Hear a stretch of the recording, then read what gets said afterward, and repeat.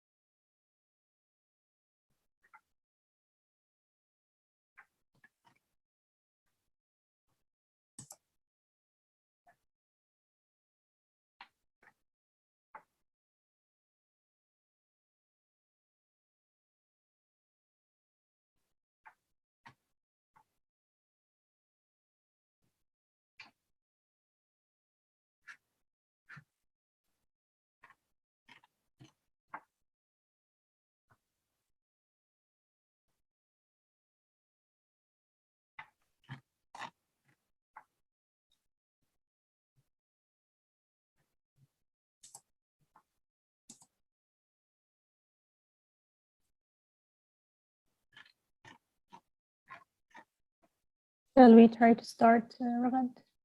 Yeah. Then you can admit as we go, just for sake of time. Yeah, okay.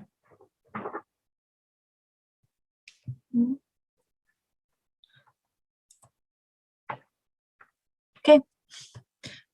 Can everyone hear me first? Yeah. Okay. So, hello, welcome to everyone. My name is Ragad Kadirpour. I'm the events coordinator for the SPE YP London committee. I'm really proud that we are hosting the Women in STEM Leadership event. This is our first event in our new Diversity and Inclusion YP series. Before we start, I just want to thank our panel speakers today. It's a big honor for us to have you. And obviously, thanks to Zara, thank you very much for agreeing to take the lead of this event. I'd also like to ask the audience to please make sure to keep your mics muted at all times and use the chat box, the Zoom chat box, to ask any questions, raise any comments instead of unmuting yourselves. We're just trying to prevent the interruption of each other here. We'll keep monitoring the chat window, so don't worry, your question will not be missed. And finally, this event is being recorded. I'll hand it to Zara from here to introduce herself and the panelists, and thank you again. Thank you very much, Ragad, for the nice introduction. Greetings to everyone who's joining us today. Welcome to our live panel session. As Ragad mentioned, the session is organized by SPE Younger Professionals London section, and this will mark the first DNI event that they are organizing, and it will be like the starting of other events. So my name is Zara Al-Kelbi, and it's my great honor for me to be facilitating this event today. The title of the event is Women in STEM Leadership Panel Discussion. STEM is standing for science, technology, engineering, and math. So the topic of today, we will be talking about the fact that women in general are highly underrepresented in STEM fields. That cascades to move to the fact that they are generally underrepresented in industries, talking today about oil and gas industry, or what we call energy industry. And that cascade to move into representation in the general in the industry, and that number started decreasing as we are moving more into senior position, and then even less when they are moving about leadership and women in the boardroom. Our panelists today are great, brilliant women. We are talking collectively today about a combined experience of about a century, 100 years of experience of women who themselves all started as STEM. And so they can play great role models when we talk today to them about how did they manage in such underrepresented field to be able to starting from a STEM, studying a STEM field and then moving into an industry where it's down in the list with the representation of a women.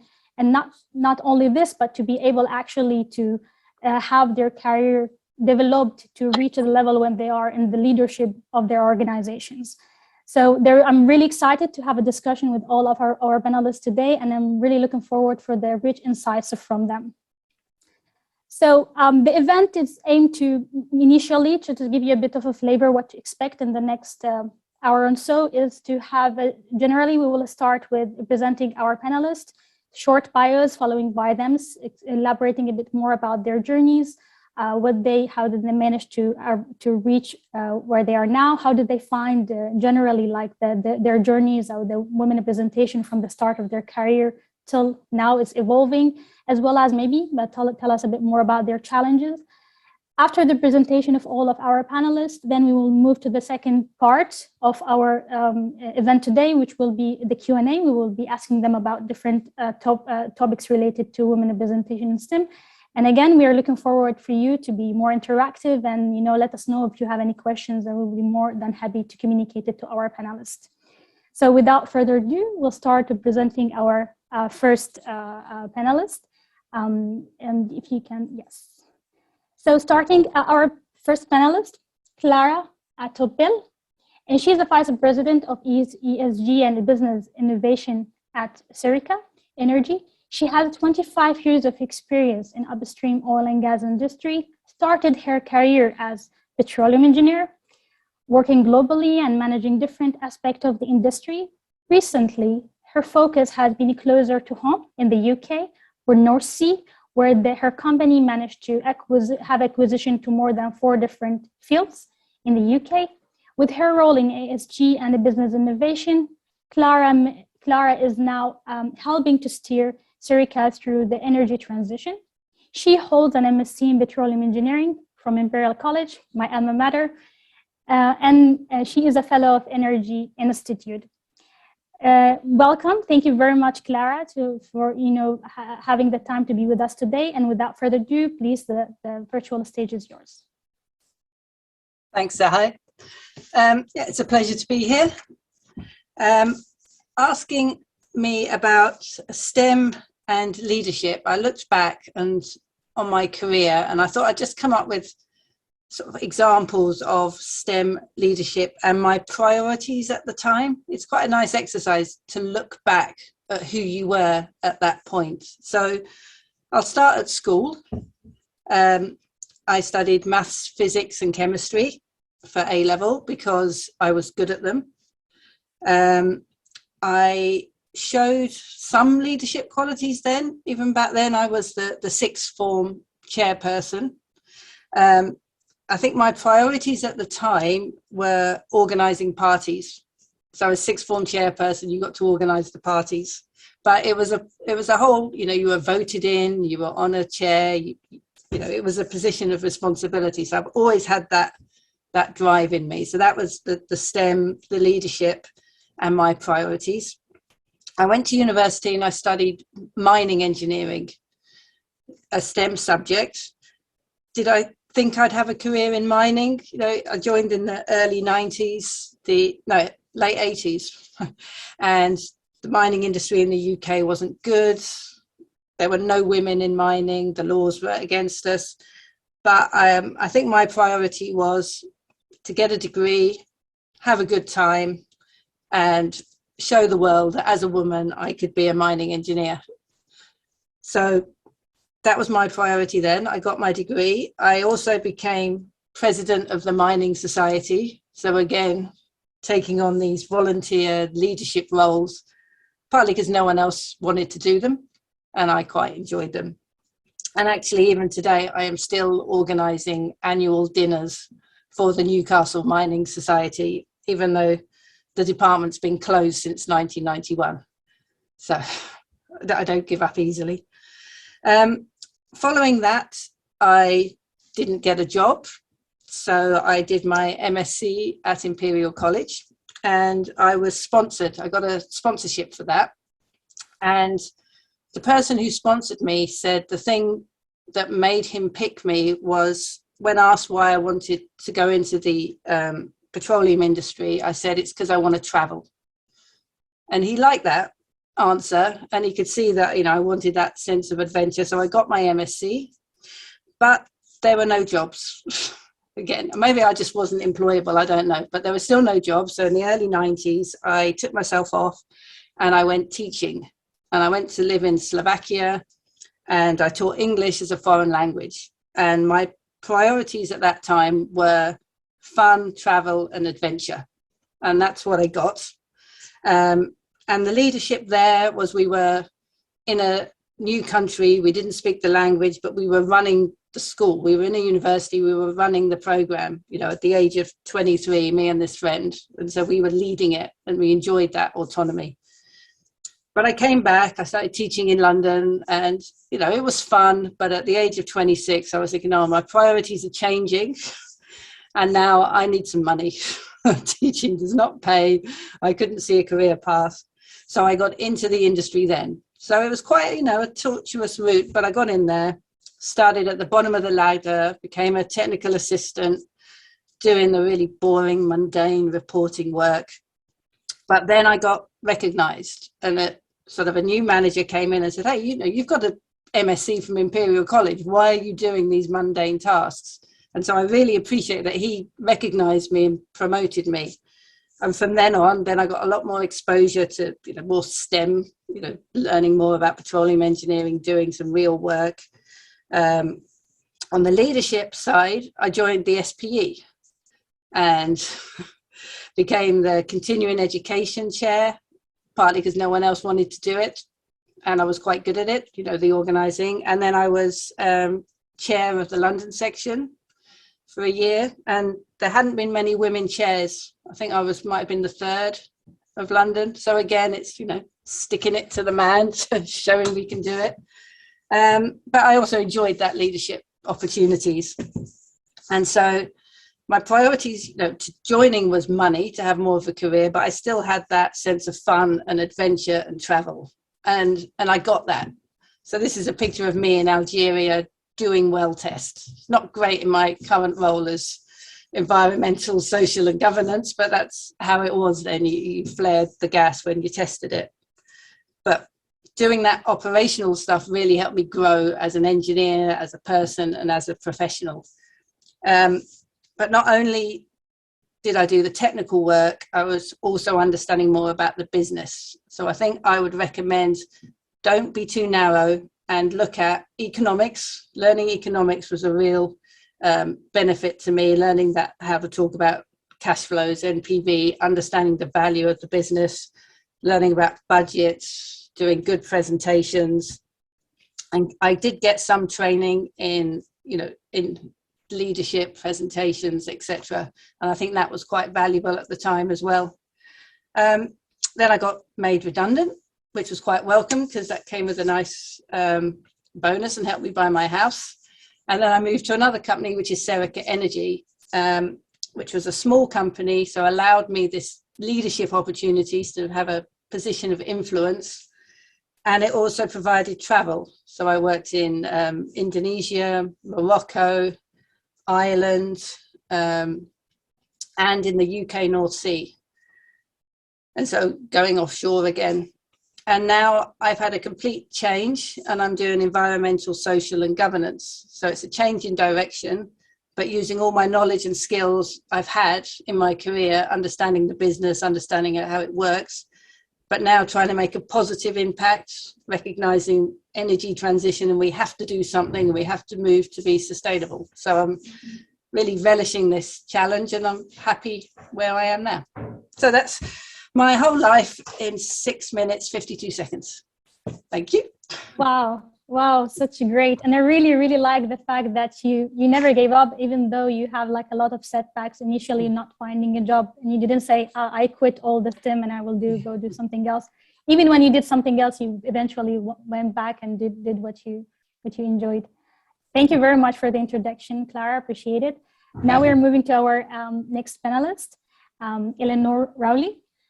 She studied earth science at Oxford University, and then she completed her PhD at Cambridge University, two top prestigious universities in the UK. Since joining the oil industry in 1999, she had worked for two super majors, Shell and Total, as well as three smaller companies, PHP Pelton, Cairn, and Dana Gas, in a number of exploration and development technical and management roles. She recently left Total after spending 5 years and a half as the VP for exploration for MENA and Caspian Southern Europe, and has returned to Cairn to lead the new country entry to Egypt as the Egypt Managing Director. Karen, the floor is yours. Hello, everyone. It's a pleasure to be here. I thought I'd just show you a timeline. It's not a straight line going from, I'll start with my education all the way up to the present day, and I'm going to let Ragd press the buttons as we go along. So I'll also start like Clara with my education. Going back to A-level, I also did sciences. I did chemistry, biology, and then I did English and maths on top of that. I missed out the physics. I then went off to university and chose to do earth sciences. There wasn't anything particular. Well, there was the reason why I chose to do it really was because my dad was a geologist, and I guess I was interested in continuing to study the sciences, but not in a pure form, in an applied form, and earth science allowed me to do that. So I went for a BA at Oxford and then into a PhD. I guess my first leadership opportunity was at Cambridge. I was the president of the King's College Graduate Society, which was a very interesting role because King's College is very diverse, particularly for the graduates. We had many, many nationalities. And really, that's what kicked off one of my reasons why I wanted to join the oil industry, because I realized that if I joined the oil industry, I'd be able to travel the world at somebody else's expense and have all of these amazing experiences of studying and traveling abroad, like my friends at King's were having in Cambridge. So I was lucky enough, in fact, that my PhD was sponsored by Shell, and therefore we sort of had an accelerated path into Shell at a very difficult time. I left Cambridge in '98 when the oil price was crashing, and just managed to get in the door of Shell before the door kind of slammed shut for a while. So I was very, very fortunate. And I did a number of roles in Shell. You can see there I was in the Netherlands for basic training. I then spent a year in Turkmenistan, which is probably the most exotic of all of the locations I've been in. And then I ended up in Egypt, and I actually spent 4 years in Egypt as an exploration geologist. And my passion for travel, a bit like Clara, was very much realized through this experience. And I basically wanted more. So maybe, Ragd, if you can click again. Yeah, so sorry, I've got the videos. Yeah, so sorry, before we go on to the next piece, I then left Egypt and I went to join Shell in Dubai. So I actually had a bit of a change in discipline. I was doing a technical role. I decided I wanted to broaden out and do a bit more of the economic side, something else that Clara mentioned. So I thought a good opportunity would be to be what we called a portfolio analyst in Shell. So I spent a year in Dubai. Now, this is where the first of my several moves between companies happened. When people ask me, why did you leave Shell? I was working for a super major. I'd had a fantastic basic training with them. I can never give a good answer. There wasn't any single reason. I really enjoyed all of my experiences in Shell, and as you can see, I had several of them. But I guess I just felt that the world was a big place and there's more than one company out there. And I want to move before I've been with one company too long, because the longer you stay with a company, the more the pension and, you know, other aspects, the financial aspects come into play, and maybe it becomes more difficult as you get older. So I basically jumped ship.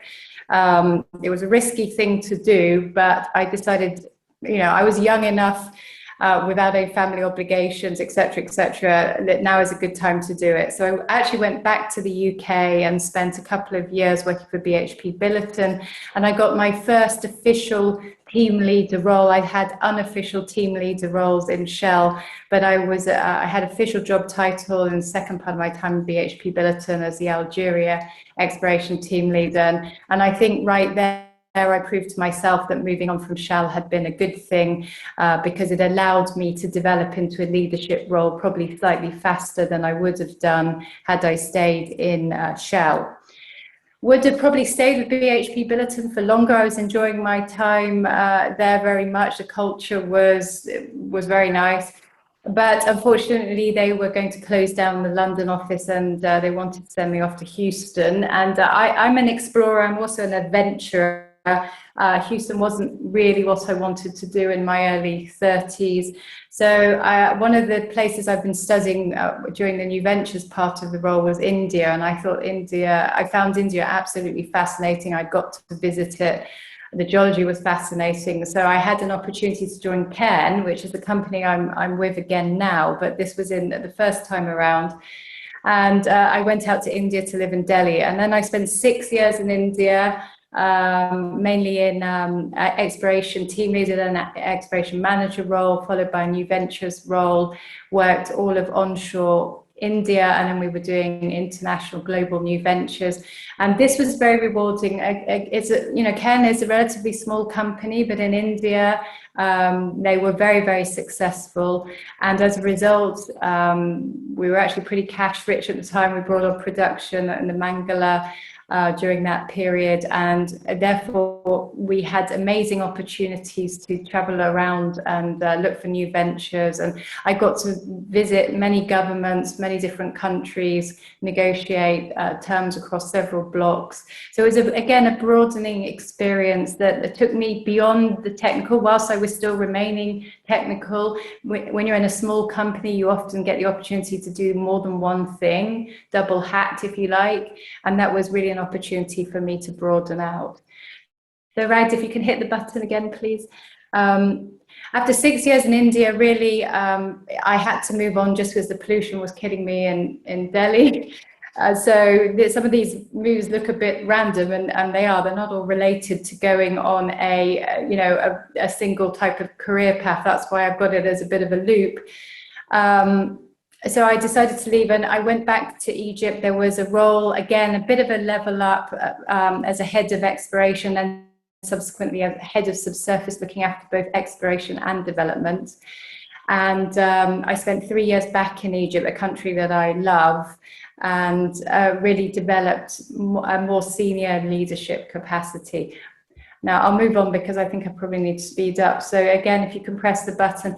So the role before my current one was in Total. I was headhunted for this role. I wasn't looking to leave Dana Gas, but when the agent called, it was the sort of thing which you really couldn't ignore, because it was a vice president role looking after an entire region.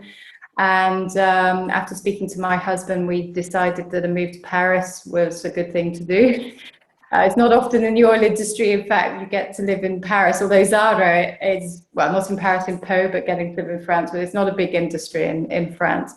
So I spent almost 6 years in France in a VP role. And then I've actually had the opportunity just in the last 6 months to return to Cairn. I've worked for 2 super majors and 3 smaller companies, as you can see on this graph. And I've had very rich experiences on both sides of that equation, if you like. But my sweet spot is probably the smaller companies. And so when I got the opportunity to come back to Cairn, a company that I know well, and combine that with being back in Egypt, a place that I love, and my husband's actually Egyptian, this was really a combination that I could not resist. And then, of course, to top it off, it's a managing director role. So it's a broadening from the mainly exploration and production roles I've done before. It's really a very nice opportunity to try something a little bit different and start a company from scratch. We're currently on employee number 7. I was employee number 2 in the office in Cairo, and we will build up to about 20-25 people over the coming months. So very exciting to actually start up an office from scratch. I'll leave it there. I fear I've gone a little bit over time. Thank you very much, Eleanor, for the introduction. It's quite interesting to see you living across different countries across the continent as well. I'm sure you have like a lot of, stories you can write about it, from your experiences across the different countries. And I wish you all the best for your new assignment on Karen. I know that you joined just last month, and all the best. Thank you very much. Thanks. Now moving to our next panelist, Patricia Vega. Patricia is the founder and the CEO of the Quantum New Energy, where she provides data to knowledge solutions that integrate climate innovation and sustainability inclusion. Before founding Quantum New Energy, Patricia served as a global president of evaluation and optimization of GE, also as a president of GE Oil and Gas Latin America, and was a member of GE's regional board of directors. Prior to joining GE, Patricia had progressively multidisciplinary career with Baker Hughes and Haliburton. She is a petroleum engineer and began her career as a field engineer with BP and Schlumberger. Patricia, the virtual stage is yours. Thank you. Hello, everyone. It is a pleasure to be here today, and I enjoyed tremendously, Clara and Eleanor, your stories. Thanks for sharing. I'll start also with school. When I was going through college, and there were not too many women studying petroleum engineering in Colombia, where I'm from. And there was a skepticism about how likely careers could, or even if they will be possible for women. And that was, of course, always a little bit of a noise in the back of my head. Should I try and look for something else? Maybe people are right.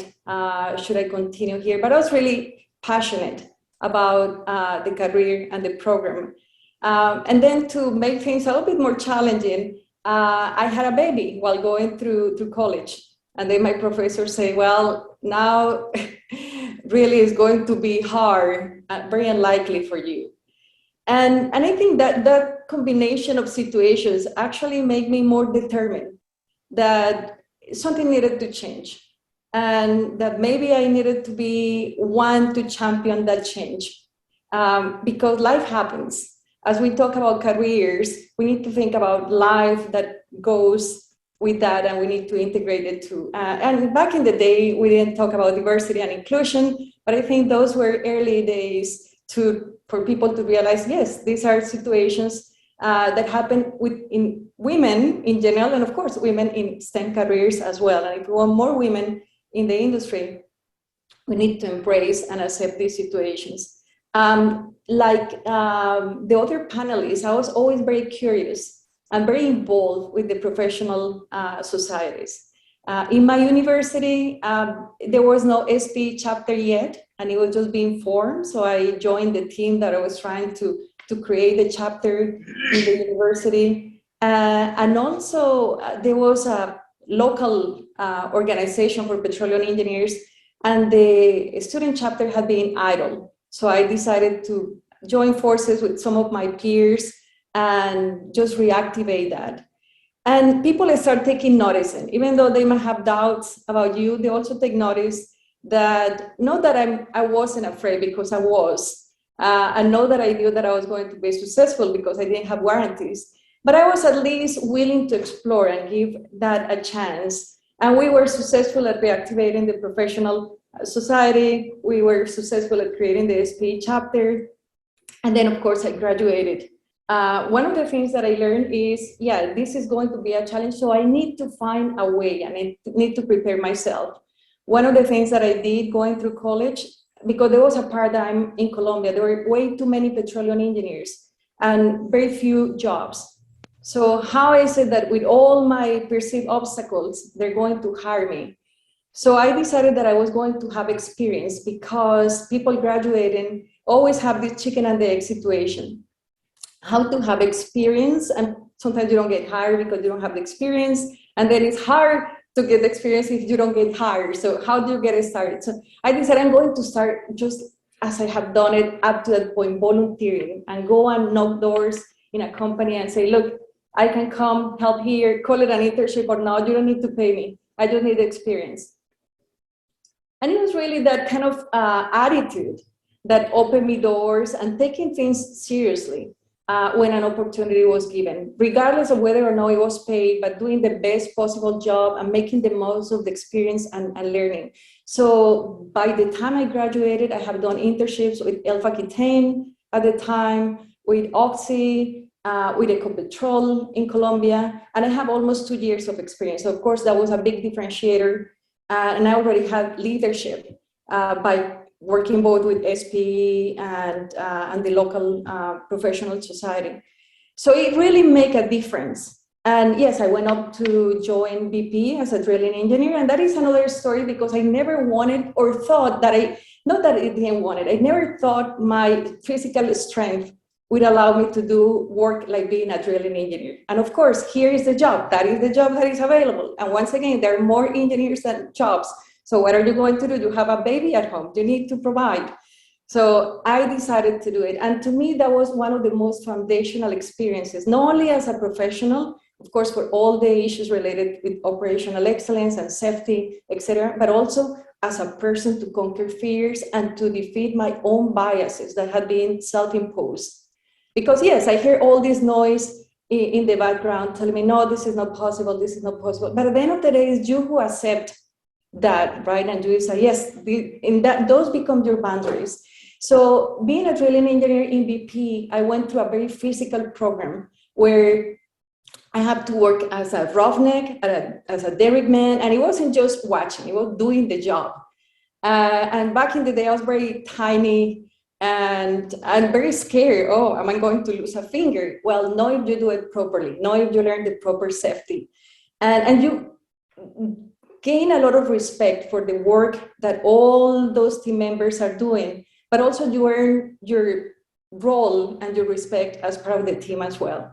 And more importantly, then at that point, I realized, honestly, all of these are self-imposed limitations, which was very timely, because unfortunately, my contract with BP was only 12 months. They were trying to give opportunity to as many engineers as they could, and the 12 months came to an end, and I was without a job, waiting maybe for the next contract or not. And then I couldn't wait too long. So Schlumberger eventually called me, and I went to work for Schlumberger again as a field engineer, but in Indonesia. So it was the other side of the world. Again, nothing that I have ever planned. Of course, I wanted to see the world, but it was this combination of need and opportunity and fear, but jumping and going for it, right? So that is the common theme. I spent 6 years with Schlumberger. Then I went to immigrate to the United States and worked for Baker Hughes, where I spent 10 years. And through those 10 years, my career progressed technically, and project management, program management. Eventually, I even did a role in human resources. And of course, I have been very fortunate both with my experiences in BP and with Schlumberger. And then I brought that curiosity into Baker Hughes, because we didn't have at the time a women's network. So I spoke to my boss and said, do you think the company will sponsor a women's network here? That we can, have a place where to connect. And he didn't do it for me, but he gave me the space and the encouragement. So it's also finding sometimes not only those mentors, but those sponsors that believe in you and give you that little bandwidth that you feel comfortable. And you also build that trust to seek for advice. And we planted that little seed. We created the Women's Network. And then after that, it has grown up to what it is today. So I feel very happy to see what the women in the company have done. My experience in HR helped me realize the importance of people in all these contexts. So fast forward today, well, my career continued to develop in different sectors in the industry. I went to work for Haliburton, then I went to work for GE, and GE was a broader spectrum and perspective of energy. Now today I'm an entrepreneur and I'm trying to use what I learned in the industry now to integrate sustainability, inclusion, and climate technology. Thank you. Great, wonderful. What a wonderful and rich experience you have. And I know like our panelists, it's really difficult to try to brief all your experiences in the very short 5 minutes, but I really appreciate that. Thank you very much, Patricia. Our next panelist is Sharon Howe. She is a VP of Digital Services and Innovation at CGG. She has 25 years of experience in the energy industry, and she started her career as geophysicist and subsequently taken various technical and business leadership roles with subsurface imaging and then integrated geoscience. Based in the UK, her current focus is on leading digital businesses, including CGG Cloud and HPC, AI and machine learning labs, as well as software and training. Without further ado, welcome to you, Sharon Howe. Great, thanks, Zara, for the introduction, and thank you for inviting me to contribute to this discussion today to a topic that's kind of really close to my heart as such. So when I reflect on my career, I wanted to focus on some of those themes that are generally associated with the ensuring representation of women in that leadership in STEM. So the first one is looking at that kind of post-16 education and the representation at that level, and then the retention and progression of females in the workplace after they become parents. And these were two pivotal areas for me that could have gone very differently if I hadn't had the input from the people around me or had been working in a different environment.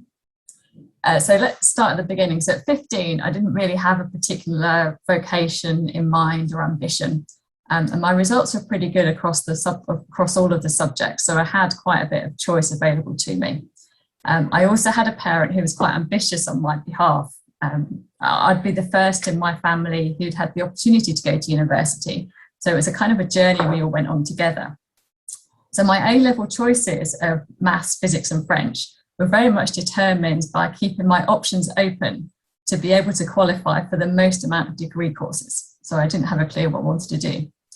So I was one of 2 females studying physics at A-level at that time. And out of 10, that was probably really dead on the national average, and sadly still is.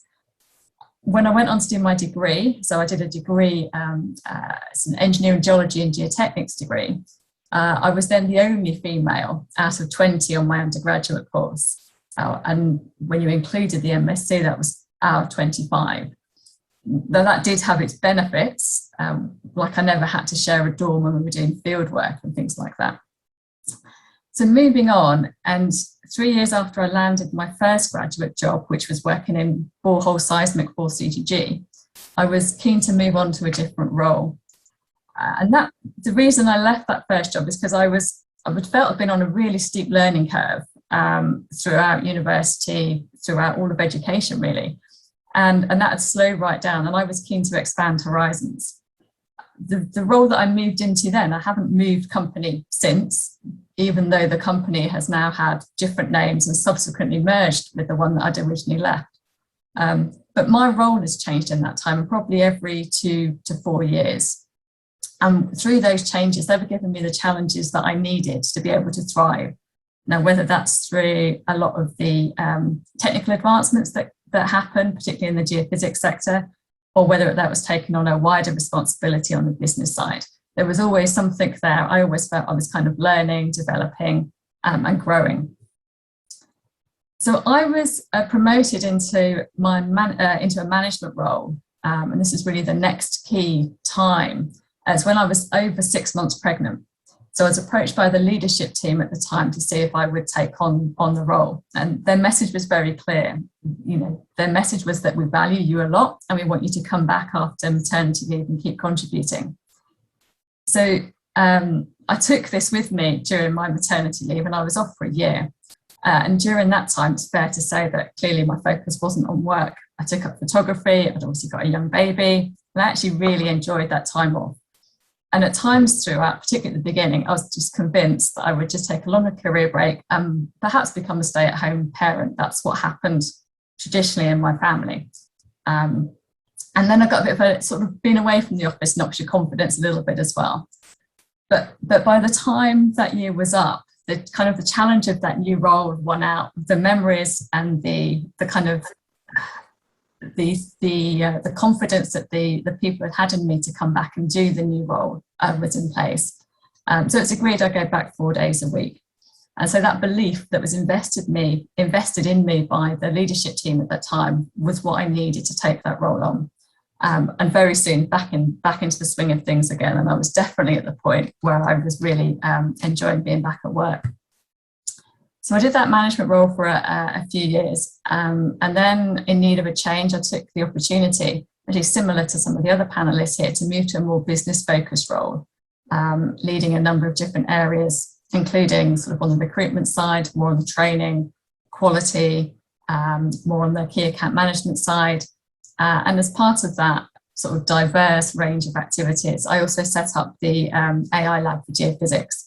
And that was really the start of the digital innovation side of my role, which has really continued and expanded since to cover a load of different topics. So just to finish off this, the three areas I think that have been important during those pivotal times, or three contributions. The first one was really that investment, support and recognition from other people in my career. It does help to have a good manager. If you don't, then it's kind of seeking out a mentor. If you don't recognise one in your current network or support system, that is reaching out to find one. The second is, and Patricia talked about this a lot, is ignoring the naysayers or seeing it as a challenge. Things would be very different if I'd have listened to particularly my deputy head, who just tried to dissuade me against doing the A-levels that I'd taken. One of my university supervisors suggested I should become an accountant instead. And even more recently, one of my management peers told me I wouldn't be able to do my job in 4 days. But all seen as a challenge, it's just like, actually, no, I can do this, we'll make it work. And then the third element really is to really embrace that change and say yes to a few things that might scare you. And I know that when I start to feel comfortable doing a role, it's usually time to seek a few further challenges. So that's my words to finish off, and very happy. It would be nice to start having a bit of a discussion, Sarah. Thank you very much, Sharon. It's really nice to see all about your backgrounds, and as you mentioned, it's really one of the main important points is to stand against the naysayer and the people who will start telling you things that make you start doubting yourself. So now we are moving to the next part of the session after presenting all our panelists. So I will invite all our speakers to have their camera on, and we will start the next part of the session, which will be taking the Q&A. Just try to make sure for all our audience to try to change the setup for Zoom so they will be able to view all of us at the same time. So I start from where we ended, from you, Sharon, and I will start with the question. You mentioned a really important point, reflecting on your own journey, being the only person who's doing, pursuing STEM and at the school at the same time, doing that for your undergrad. So generally now the statistics shows that in general there is underrepresentation, or there is a gender disparity of women, or let's say of girls who are actually pursuing to study STEM field. And there are some studies I can reflect on, which is done in the US, where they were saying that girls start developing interest in the STEM during their middle school, but they start losing interest as they're going to high school, and then they lose interest when they do more of pursuing their graduate studies. And they kind of highlighted the reason behind that is the lack of their self-confidence in their own abilities in science and mathematics. So being yourself, you've been in that situation. Can you tell us a bit more what can be done to improve that? How we can encourage more girls to pursue STEM field education? What we can do, either it is from parents, either it is from people who are decision making at higher levels. Yeah. Yeah, no, it's a really important topic, and I would basically say you can't really start young enough. There's all sorts of research around that just highlights the unconscious biases that exist from a very young age, and that includes the default toys that people offer babies when they know that they're male or female. But if we look specifically at the kind of converting women to take those kind of post-16 studies, the reports there's some reports from the Institute of Physics that are really worth reading. I think one of them is called It's Different for Girls, and there's a few others as well, and they collate some great research. But generally it's around challenging those gender norms and addressing the unconscious biases that exist. And as part of that, we need the visible role models in there. I did a physics talk for some students and parents, this is pre-A levels, about the opportunities that are available as a career. And immediately afterwards, I was approached by one of the girls who just said they completely changed their mind and they were now going to go and do physics at A level. Now, this was just a 20-minute talk, and just to have someone change their mind in a flash just shows how influential or influenceable they can be at that age. So they're getting bombarded by all sorts of different images around from the media. And we need to make sure we've got those other images out there and to kind of normalize these really interesting careers that we've all had, really. Great, that's a great idea. And this is maybe one of the responsibilities, I would say, when you reach a level when you became a role model or potentially a role model, you can actually try to look back and see how you can influence younger generation to, pursue the same career. Thank you, Sharon. Next, I will ask a question related more toward mid-career positions. Moving to Clara. So the recent study, a report from World Petroleum Council from 2017 showed that there is called untapped reserves. The report highlighted a really important part, the fact that women with high potential start fleeing the oil and gas industry, and they're kind of leaving to another industries. So in this sense, we start losing a lot of high potential women who already developed and start developing skills and their talent in the industry, but they are start fleeing them as they move forward. And then generally in the industry, there is like a drop in the percentage of women representation from 25% to 17% between the middle management and senior leadership. So in your opinion, what could be a good strategy for women for us to ensure that we are keeping women with the good talent and they are not skipping the path to another industries? What can be done? I think keeping women involved and enjoying their work. So being recognised and not being stuck in the position they are. I think that helps. I've had a lot of feedback from people that they're seeing other people move forward and they're not being put forward for promotion. So seeing that career path, making flexible working available. So when they have a family that they listen to, and I think there's been a massive change recently that should really help that, sort of accelerate that. And again, it is role models. When you see the more women there are in senior management, the more you want to be there. But when you see it's all men, it's not so much that you think you can't do it. Half of it you don't want to do it because you don't want to be working with all purely male environment. You want to be appreciated. You want to have that balance of ideas and conversations. So I think there's a tipping point once you have more women, getting up to sort of 30% at least. It will become the norm, and more women will stick it out and see a future. Whereas yeah, a lot of women have very transferable skills, and they'll pick a different industry that they're more recognized and they enjoy more because they're working with more other women. Indeed, and we keep hearing the importance of role model. And this is what we are trying to do with having similar sessions. Is like, even for me, myself, being early in my career, we're looking at women, all of you with the very bright, career path. You see, you see people already did it. So, it's possible for me to do it as well. So this is what we are trying to do. Through working with SPE, is trying to, feature more of role models, women.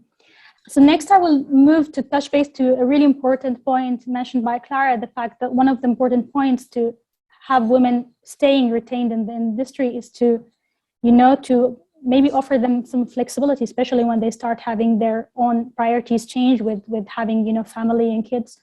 So maybe next I'm moving to you, Eleanor, and just reflecting on your own experience, especially on the last 2 years after, what we call the new norm, where with the COVID, and let's say the companies are forced to follow the more of a flexible work, schedule and environment. So where women started being able to work, everyone else to work from home and with more flexible schedule. Do you think that what happened the last 2 years can be of a benefit in the future for the women to even the game for them, so they will continue start doing their work but with more flexible schedule? Do you think from your experience this was being discussed at the leadership level to take on board as well? Well, I think the first thing I want to say is I'm a big fan of flexible working, and I've always, even before COVID, sometimes unofficially tried to work from home one morning a week, just because that dedicated time to do projects that you just shouldn't be disturbed from doing for a number of hours at a time is extremely valuable. So I'm a big proponent of it. My concern as we come out of COVID is not that there won't be flexible working. I think there will, but unless it's taken up equally by men and women, nothing will change. I think we will have the possibility, many companies that have already made those statements, that they will allow hybrid working and certain amounts of time working from home.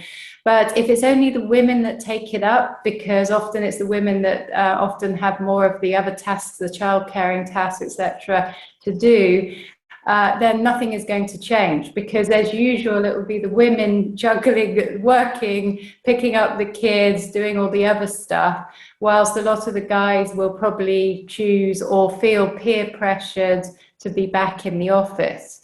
So whilst this is absolutely an inflection point and an opportunity for change, I think leadership and senior management needs to make sure that everybody is treated the same. And in some ways, if we're going to have hybrid working, there shouldn't be a choice. The days when you're supposed to be at home, you should be at home, whoever you are. So I'm just a bit worried that, there'll be people that choose to be in the office all of the time, and the women will be left doing what they've always done, which is juggling many more balls. And certainly working from home will help with that to a degree, but it won't fully level the playing field. Indeed, that's a really important point, because usually women would, I think women would go with applying for having more flexible, but if they don't have a policies in the company to balance that, it might have a negative impact instead of a positive one. So next I'm moving to Patricia. And Patricia, since you are founder of a new energy solution company, how do you see women's roles leading energy transition to achieve the net zero goal? Now we are talking about women in a leadership and their role in, leading a very important, decisions, which is, tackling the main highlights for what we have now. How do you see women's role? Do you see many women around are doing the same? Yeah, no, so I see a lot of opportunity, and I want to mention that I see like 3 dimensions here when we talk about energy transition. So on one side is everything that we have learned in the traditional oil and gas, and oil will continue to exist, will be cleaner and decarbonize operations every time more lower carbon intensity, but that's not going away. So things like geothermal, managing flaring, carbon capture and sequestration, all of those skills are still very relevant. And of course, as we see more women in petroleum engineering careers, that is tremendous opportunity. So that's one point. The second is it's complemented with everything else, right? So sometimes people tend to think that energy transition, or we say new energy, it automatically means renewables only. But new energy, in my opinion, is the integration of all of these: decarbonize, oil and gas, renewables, new ways of being sustainable, even in the way how we use energy. So, and that's the third point. The next frontier, in my opinion, and that's what we're doing in our company, is not only allowing and supporting large projects from large companies, but also the empowering, providing, developing the tools, in our case, data to knowledge, so that the entire society can engage and participate, because we believe the energy transition has that one component as well. So as I look at all those three different dimensions, I see many, many opportunities for women. A moment ago, I think it was Sharon that mentioned that, or Clara, sorry, mentioned that women enjoy working with more women and environments where there are more women. And as I participate in some of the different professional groups, I see more women participating, whether as entrepreneurs, as these new aspects of sustainability, ESG, social integration of all of these different things start to play. So more women venturing to saying, you know what,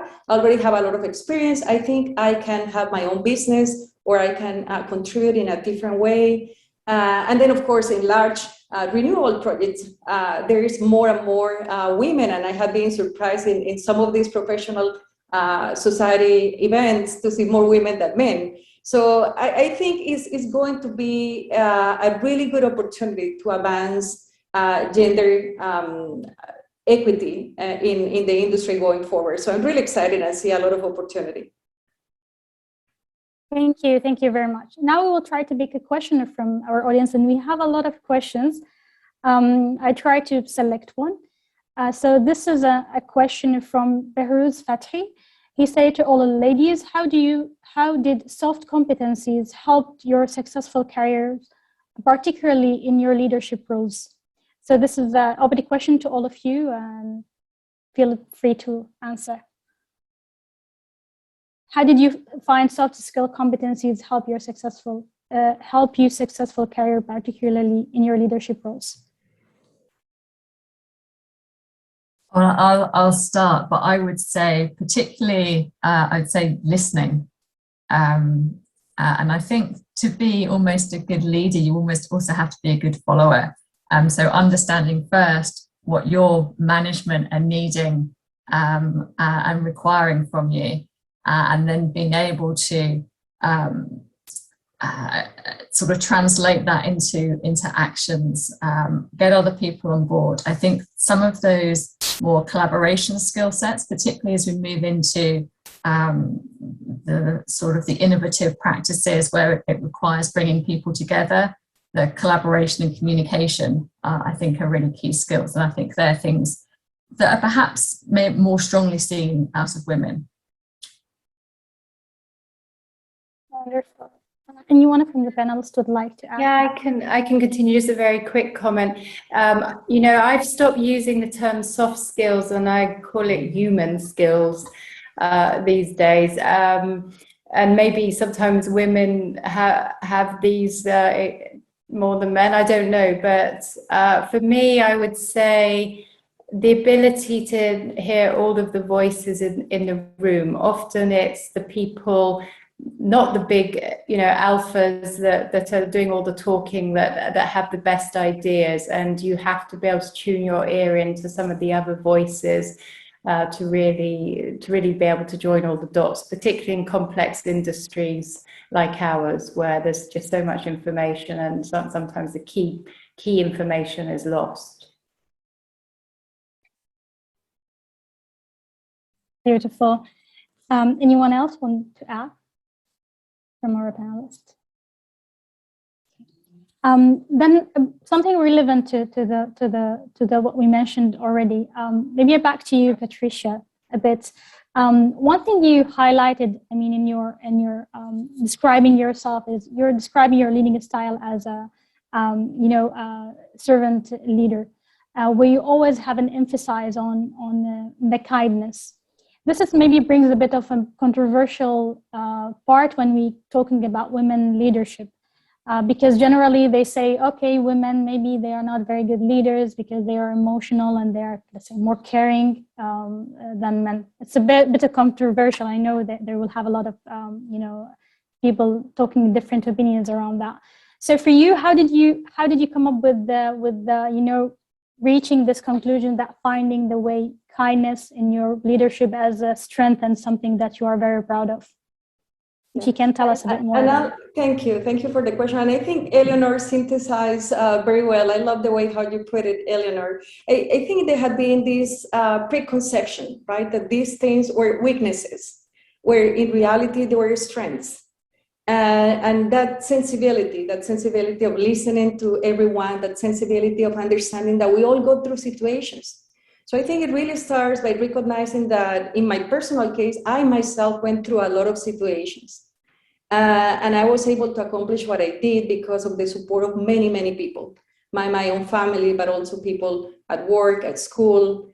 And as I realized that I had been lucky to have that support, then trying to be a channel to amplify and make that accessible to more and more people. So that had been kind of my journey in life, recognizing that, look, I have a tremendous amount of limitations and issues and fears. And I'm always lucky to have all these angels around me that, had given me whether advice or opportunity or support. And also had been kind. The one thing that I'll emphasize is we are an industry that, of course, requires tremendous depth when it comes to rigor in operational excellence and technical excellence, etc. And that is very important, of course. But sometimes we don't leave ourselves room for experimenting and learning and are too tough with failure. And that might be a little bit of an opportunity that we have as an industry. So I always try, because I had that encouragement from my bosses, right? That I'll make mistakes and I'll just kill myself. Oh my goodness, I won't get over it. And I was my toughest critic. And then having those supportive bosses that say, that's okay, not the end of the world. We'll try again. We'll try something different.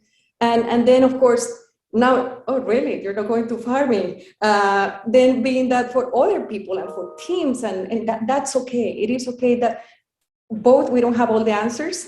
And then second, we support collectively and rather than finger pointing. So those are just a few examples, right? Or where I'll say both servant leadership and kindness come to, and in my opinion, as a strength and no as a limitation. Great, thank you, Patricia. Next, I might move to Sharon to ask you the question about, generally now the companies, they do have like goals, or let's say always talking about the diversity and inclusion, and we want to have a more women representation. And sometimes they try to provide some numbers for that, saying, oh, this is a number of our management are women, etc. From your own experience, how do you find the inclusivity when we talk about diversity and have women as a percentage or number in the organization? How do you feel inclusivity? Are they really like included in the decision making and they're taking consideration? What's your thoughts on that? And any challenges? What can be done better?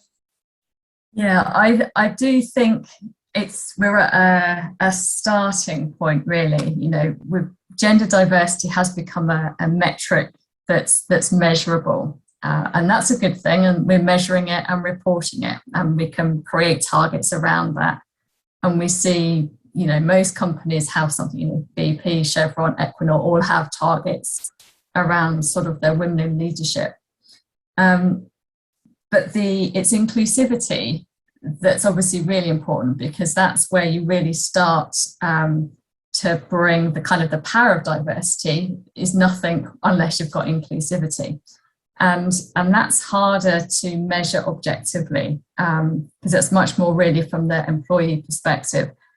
And that's where, we've got measures such as the Gartner Inclusion Index that you can start to use to ask the right questions to start to measure inclusivity.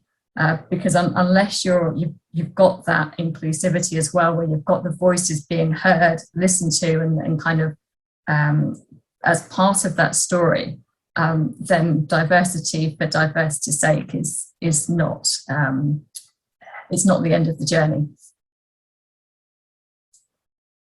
Indeed. And I don't know, I mean, maybe they need to do more of the surveys and actually trying to ask questions to see how inclusive and there are some, good questions to ask. And I think those employee surveys that can go out there at least flag up the issue. And once you've got that and you kind of, there's still areas to cover, then we keep having to challenge those unconscious biases. And that's where further training comes in to flag those up. Indeed. Thanks. Next, I might move to Clara, and I might ask you a question reflecting on what you mentioned from, talking about your own experience and mentioning that you've been, you didn't have many of role models when you were, in your passing or succeeding in your career.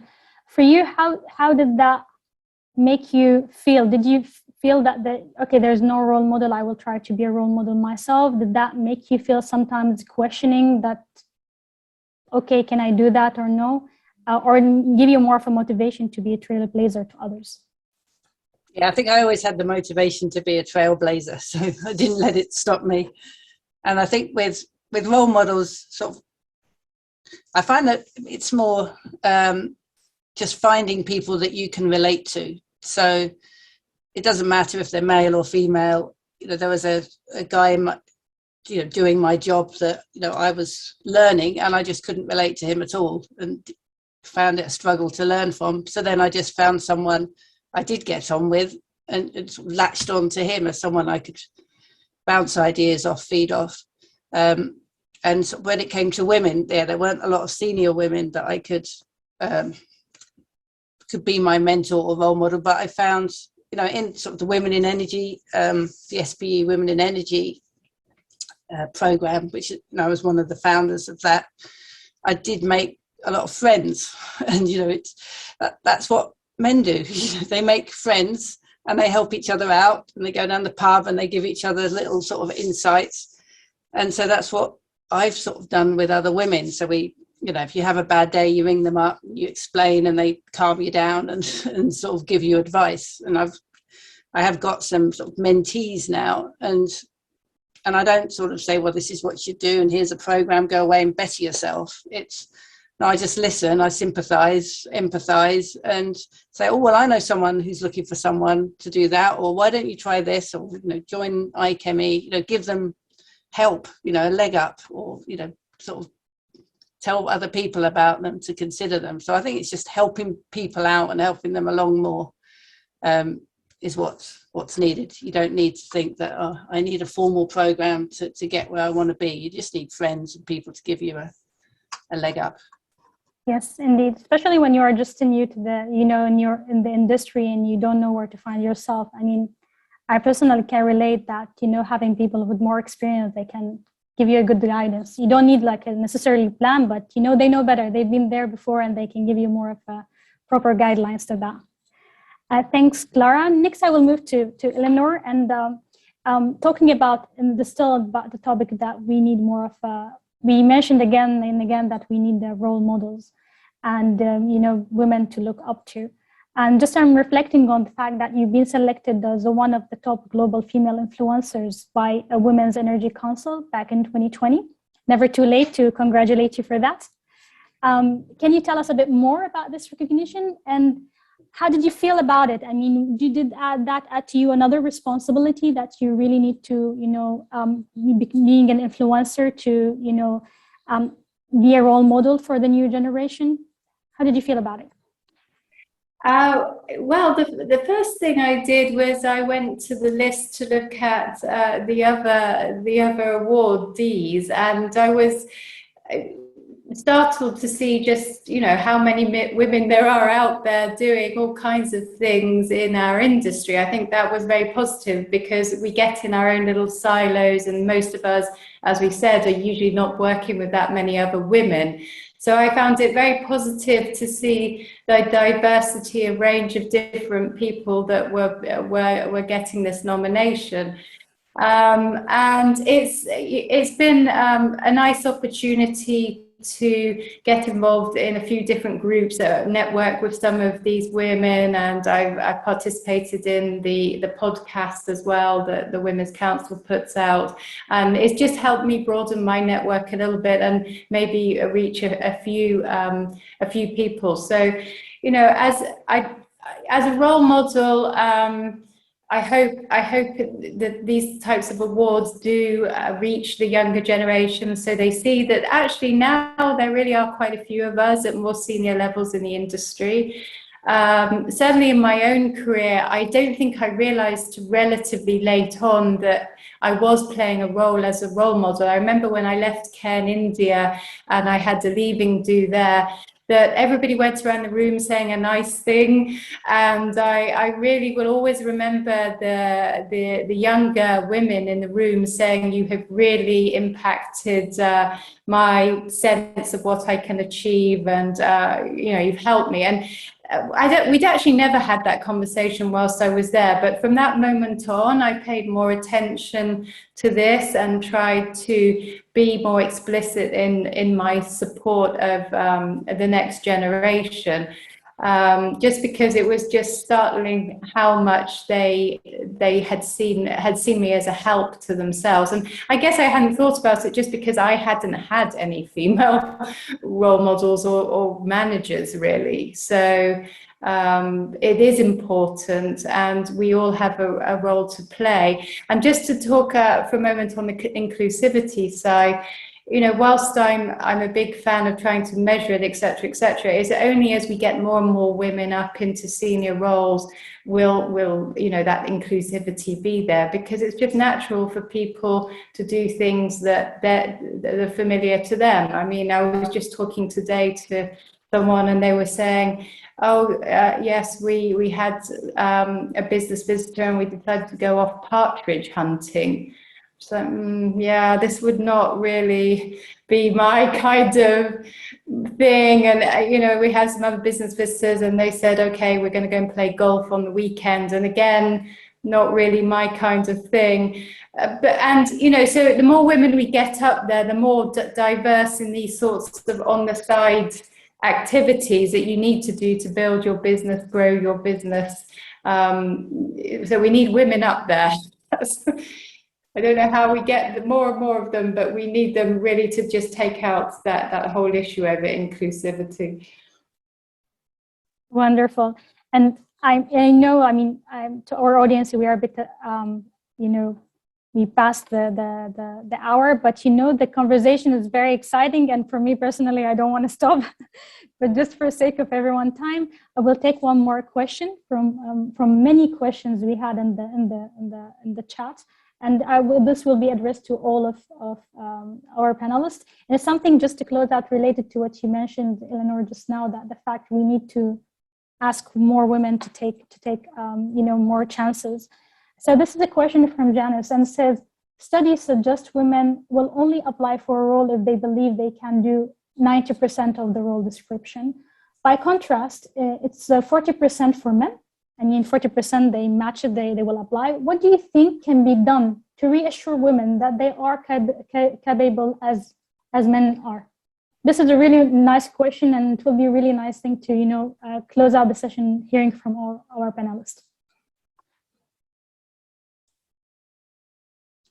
I can start if you like. Yes. I think support, like Sharon and Patricia have said, just saying you can do it. It's recognizing people who you work with and encouraging them to apply for these roles. And maybe something simple as interview training. Just practice interviews and, you know, big up yourself and don't apologize as much. So sort of practical training on how to promote yourself, and encouragement, and on the people in your company that are hiring, for them to try and moderate, you know, what people say, you know, how they promote themselves. So that, I think that's my.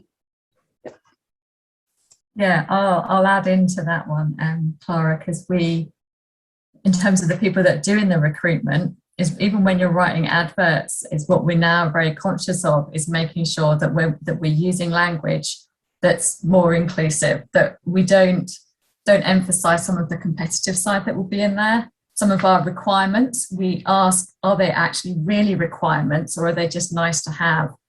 Because what we don't want to do is for people to look down that list and go, oh, well, I can't do all of that. It's really just being explicit about what's actually needed. And also in that recruitment process is, you know, every time I've taken on a role, I've not been able to do that role to the fullest extent. You grow into a role. And so it's really looking for people who've got that kind of potential to grow and to deliver more. And they might not be able to do it right now, but they might be able to do it really well and exceed at it in 6-18 months. It's a bit flippant, but hire the women that do apply, because probably they'll be more successful than most of the men based on those statistics.